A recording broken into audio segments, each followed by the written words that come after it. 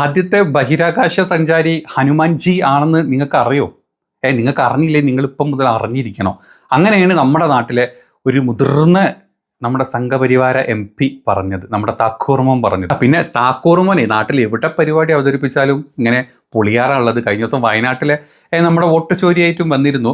ഏതായാലും താക്കൂർമോൻ്റെ കരണത്ത് കിട്ടിയ പോലെ പോയി ആ ഒരു പരിപാടി. ഇത് അതിനേക്കാൾ വലിയ സംഭവമായി പോയി. പിന്നെ നമ്മൾ ഒരുപാട് ഇതിനെപ്പറ്റി ചിന്തിച്ച് തല പോകേണ്ട കാര്യമൊന്നുമില്ല. കാരണം നമ്മുടെ നാട് അല്ലെങ്കിൽ നമ്മുടെ ഇന്ത്യയാണ് ഈ ശാസ്ത്രക്രിയ, അതായത് ആദ്യമായിട്ട് തലവെട്ടി ശാസ്ത്രക്രിയ ചെയ്തത് ഇന്ത്യയിലാണെന്ന് പറഞ്ഞ പ്രധാനമന്ത്രി മോദിജിയുടെ ശിഷ്യനും അരുമ ശിഷ്യനും പാർട്ടിയിലെ മറ്റൊരു MP താക്കൂർമോൻ ഇത് പറഞ്ഞതിൽ നിങ്ങൾ വലിയ അതിശയപ്പെടുത്തൊന്നും വേണ്ട. അത് നിങ്ങൾക്ക് അറിയായിരുന്നോ?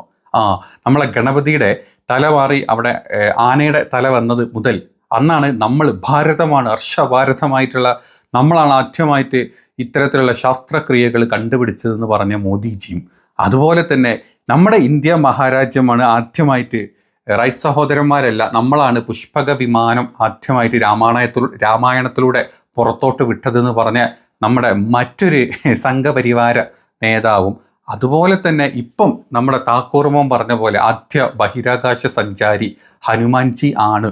ഇനി അതൊന്നും പോരാത്തതിന് ആദ്യമായിട്ട് ക്ലോണിങ്ങിലൂടെ കുട്ടികളുണ്ടായത് കൗരവർക്ക് ഉണ്ടായിട്ടുള്ള 101 മക്കളാണെന്ന് പറഞ്ഞ മറ്റൊരു BJP നേതാവും, ഇങ്ങനെ എത്ര കഥകൾ കിടക്കുന്നുണ്ട്. ഇതിൻ്റെ ഇടക്ക് ഈ ഒരു ഹനുമാൻജിയെ ചെറുതായിട്ട് അങ്ങോട്ട് വിട്ടൂടെ എന്ന് തോന്നിപ്പോലെ നമുക്ക് പറഞ്ഞിട്ട് കാര്യമില്ല. ഏതായാലും നമ്മുടെ താക്കൂർമോൻ പറഞ്ഞിട്ടുള്ള ആ ഒരു പോർഷൻ നിങ്ങൾ കേട്ടു നോക്കി, എന്നിട്ട് കഥ പറഞ്ഞുതരാം.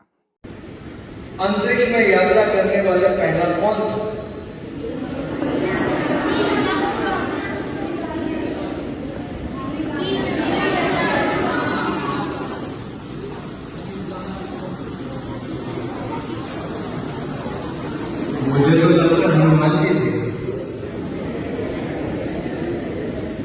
क्योंकि हम अभी भी अपने आप को अभी तक ही देखें। हम अपने हजारों वर्ष पुरानी परंपरा, ज्ञान, संस्कृति, जब तक हमें उसका ज्ञान नहीं होगा तो जो अंग्रेजों ने दिखाया हम वहीं तक सीमित होकर रह जाएंगे। तो मेरा फिर अनुरोध प्रिंसिपल महोदय से और आपके अध्यापकों से इतना ही रहेगा, टेक्स्ट बुक से बाहर निकल के जो हमारे वेद हैं, हमारी परंपराएं हैं, हमारा ज्ञान है, उस दिशा की ओर के अगर हमें लागू मिलकर देखें तो शायद बहुत कुछ देखने को मिलेगा।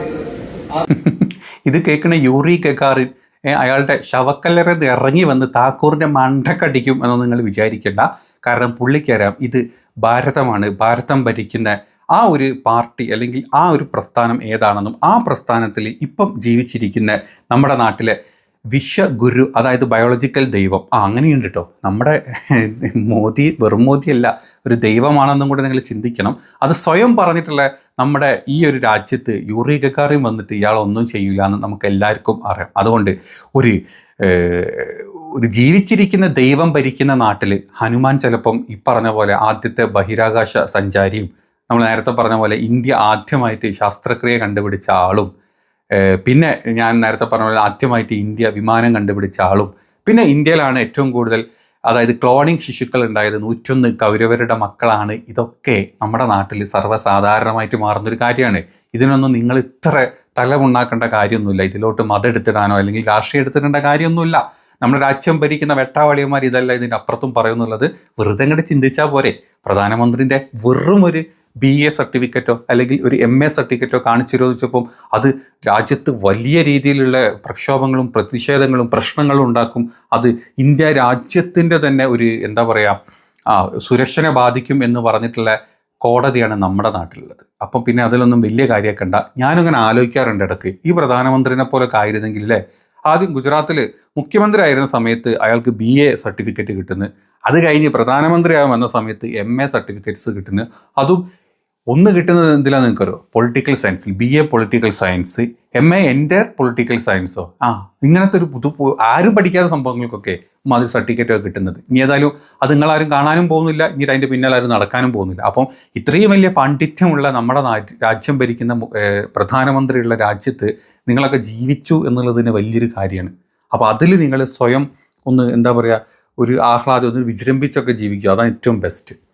ഏതായാലും നമ്മുടെ താക്കൂർ മോൻ ഇത് പറഞ്ഞത് ഹിമാചൽ പ്രദേശിലാണെന്ന് തോന്നുന്നത് ഏതൊരു സ്കൂളിൽ കഴിഞ്ഞ ദിവസം ഒരു പരിപാടി ഉദ്ഘാടനം ചെയ്യാൻ പോയപ്പോഴാണ് കുട്ടികളോട് ചോദിക്കുന്നത് ആദ്യത്തെ ബഹിരാകാശ സഞ്ചാരി ആരാ എന്നറിയോ എന്ന് ചോദിച്ചപ്പം കുട്ടികൾ ചില ആൾക്കാർ നീലാം സ്ട്രോങ് പറയുന്നുണ്ട്, ചില പിള്ളേർ യൂറി ഗെക്കാറിൻ്റെ പേരൊക്കെ പറയുന്നുണ്ട്. ഇത് രണ്ടൊക്കെയുള്ള കൺഫ്യൂഷൻ വരേണ്ട രണ്ട് കാര്യങ്ങൾ. അതിൻ്റെ ഇടയ്ക്ക് മൂന്നാമത്തെ ഓപ്ഷൻ കൊടുത്ത്, ഓപ്ഷനല്ല, അതൊക്കെ തെറ്റാണ് മക്കളെ, ഇതൊന്നുമല്ല. ഇന്ത്യയുടെ 1000 വർഷത്തെ പാരമ്പര്യം ഈ കുട്ടികൾക്ക് അറിയില്ലെങ്കിൽ ഹെഡ് മാസ്റ്ററെ വിളിച്ച് ചീത്ത പറഞ്ഞു കൊടുക്കാൻ പറഞ്ഞിട്ട് പുള്ളി കാച്ചിട്ടുള്ളതാണ് ഹനുമാൻജിൻ്റെ പേര്. അങ്ങനെയുണ്ട് നമ്മുടെ രാജ്യത്തിൻ്റെ അവസ്ഥ. ഇതൊക്കെ തന്നെയാണ് നമ്മുടെ രാജ്യത്തിൻ്റെ അവസ്ഥ. ഞാൻ നേരെ തുടക്കത്തിൽ പറഞ്ഞ കുറേ ആൾക്കാർ കുറേ സിദ്ധാന്തങ്ങൾ പറഞ്ഞ് നിങ്ങൾ കേട്ടില്ല. ഇങ്ങനെ പല കാര്യങ്ങളും പല രീതിയിലും ഈ വെട്ടാവളിയന്മാർ പഠിപ്പിക്കുന്നുണ്ട്. ഇനി കുറച്ച് കാലം കൂടെ കഴിഞ്ഞ് കഴിഞ്ഞാൽ നമ്മൾ നമ്മുടേതായിട്ടുള്ളൊരു സയൻസ് ബുക്കും കെമിസ്ട്രി ബുക്കും ഒരു ഹിസ്റ്ററി ബുക്കൊക്കെ പുറത്തിറക്കുന്ന എല്ലാ പരിപാടികളും ഉണ്ട്. ഹിസ്റ്ററിയിൽ നിങ്ങൾ പറഞ്ഞ പോലെ മുഗളന്മാരും അതല്ലെങ്കിൽ മുമ്പ് നമ്മുടെ രാജ്യം കൈയടക്കി ഭരിച്ച ബ്രിട്ടീഷുകാരും അതിൻ്റെ മുമ്പ് നമ്മുടെ രാജ്യം ഭരിച്ച ദ്രാവിഡരും അല്ലെങ്കിൽ ആര്യന്മാരും ഇവരൊന്നും ഉണ്ടാവില്ല. അതിന് പകരം വരാൻ പോകുന്നത് ഇന്ത്യ ഭരിച്ചത് ഈ പറഞ്ഞ പോലെ മഹാഭാരതത്തിലും അതുപോലെ തന്നെ രാമായണത്തിലും മറ്റ് ഭഗവത്ഗീതയിലൊക്കെയുള്ള മിത്തോളജിക്കൽ ആയിട്ടുള്ള ക്യാരക്ടേഴ്സും അല്ലെങ്കിൽ ദൈവങ്ങളുമായിരുന്നു ഇന്ത്യ ഭരിച്ചതെന്നും ഇങ്ങനെ ഇന്ത്യ ഭരിച്ചിട്ടാണ് നമ്മളിപ്പം ഈ രാജ്യത്തെ അല്ലെങ്കിൽ ഈ ഒരു അവസ്ഥയിലൂടെ നമ്മൾ എത്തിയതെന്നുള്ളതും ഒക്കെ പറഞ്ഞ് പഠിപ്പിക്കുന്ന രീതിയിൽ മാത്രമായിട്ട് ചുരുങ്ങാൻ പോവുകയാണ് നമ്മുടെ നാട്. ഇങ്ങനെ തന്നെ മുന്നോട്ട് പോവുകയാണെങ്കിൽ അതല്ല വോട്ട് കള്ളത്തരം കണ്ടുപിടിച്ച് അല്ലെങ്കിൽ കള്ളന്മാർക്കാണ് വോട്ട് കൊടുത്തത് മനസ്സിലാക്കിയിട്ട് അതിൽ വല്ല തീർപ്പും വന്നു കഴിഞ്ഞാൽ നമ്മുടെ രാജ്യം വീണ്ടും പുരോഗതിയുടെ സ്റ്റൈലിലോട്ട് മാറും. അതല്ലെങ്കിൽ നമ്മൾ കൂടെ പുരാതന വേദ യുഗത്തിലോട്ടൊക്കെ നമ്മൾ പോകുന്നുള്ള കാര്യത്തിൽ ഒരു സംശയം ഈ നാട്ടിലെ ഒരു സംഖ്യകളല്ലാത്ത മനുഷ്യന്മാർക്കും ഇല്ല എന്നാണ് എൻ്റെ ഒരു അഭിപ്രായം കേട്ടോ. നിങ്ങളെന്തെങ്കിലും തെറ്റാണ് അഭിപ്രായം, അങ്ങനെയല്ല ഞാൻ പറഞ്ഞത് ശരിയായില്ല എന്നുണ്ടെങ്കിൽ ഒന്ന് കമൻറ്റ് ചെയ്യണം പ്ലീസ്.